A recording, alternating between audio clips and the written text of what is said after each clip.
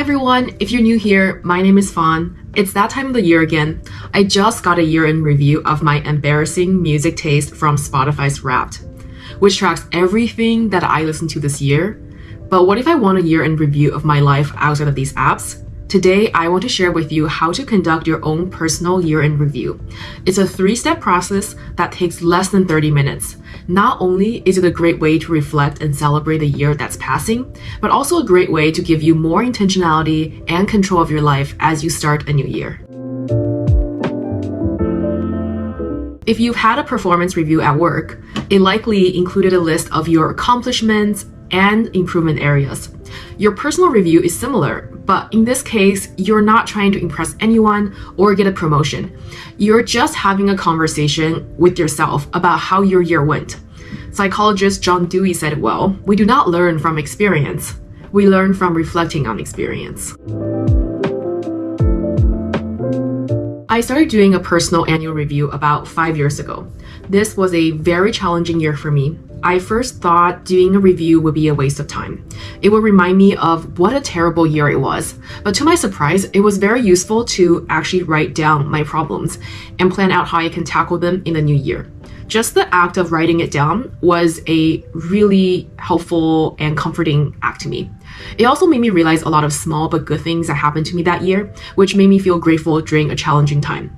Also, a personal year-in review is useful in 2 ways. Number 1, it creates a baseline for you to assess where you are. Having worked in the tech industry for many years, I worked a lot with data and we measure everything. One thing I always tell my team is that what cannot be measured cannot be improved. So reflecting and auditing your life will help you create a baseline of where you are and pinpoint what's going well and where you would like to see changes. Number 2, it helps people tackle their goals.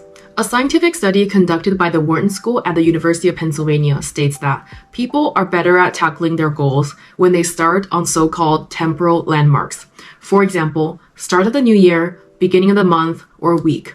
These reviews or temporal landmarks help serve as a check and reset to help us tackle our goals. So let's get started. There are 3 steps to conducting your own annual review: retrospective, audit, and plan, aka wrap. You can download a free template for your annual review from the link in the description, or you can just grab a pen and paper and we can do it together. Step number 1, a retrospective. If you have worked in the technology industry, you might have heard of a retrospective meeting. It's a meeting where your team talks about 1, what went well, 2, what didn't go well, and 3, any changes you would like to see. A retrospective of your year is similar. So either on your template or on your paper, we would draw 3 different columns. So on the first column, we will have the highlights. What were the highlights of the year? What made you feel confident, excited, and happy? It could be spending time with your family, moving to a new place, starting a new job, or hitting any major life milestones. On the second column, we'll think about what are some low points of our year. What was hard? What made you feel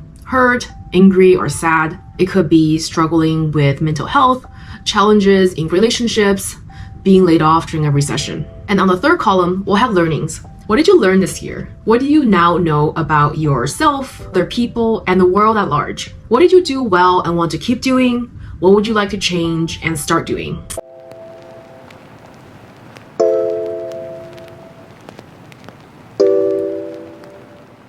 Step number 2 is an audit of the past year. So next, determine at least 5 areas of your life that are important to you. You can start with the list that I have, and then you can adjust based on what's important to you.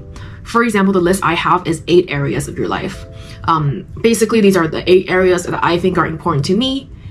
So it's health, community, relationship, family, adventure, career, finances, and mental health. You can add and adjust based on what's important to you. For example, some people have spirituality, some people have creativity, or anything that you value. You can also put things that are more abstract but are important to you. For example, like freedom or happiness.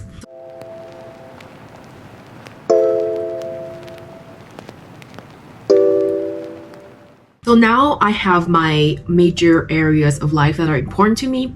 What's next? I have to then rate my current satisfaction, 1 being worst and 5 being best, on each of these areas in my life. I'll put a star next to the top 3 areas you want to prioritize for next year.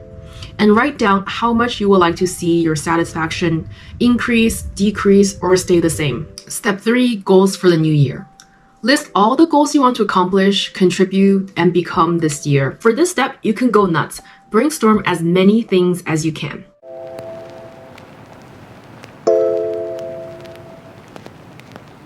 Given the previous list, circle the top 3 to 5 things that, if you achieve, will make this year a huge win for you. This will tell you which of these goals matter the most to you.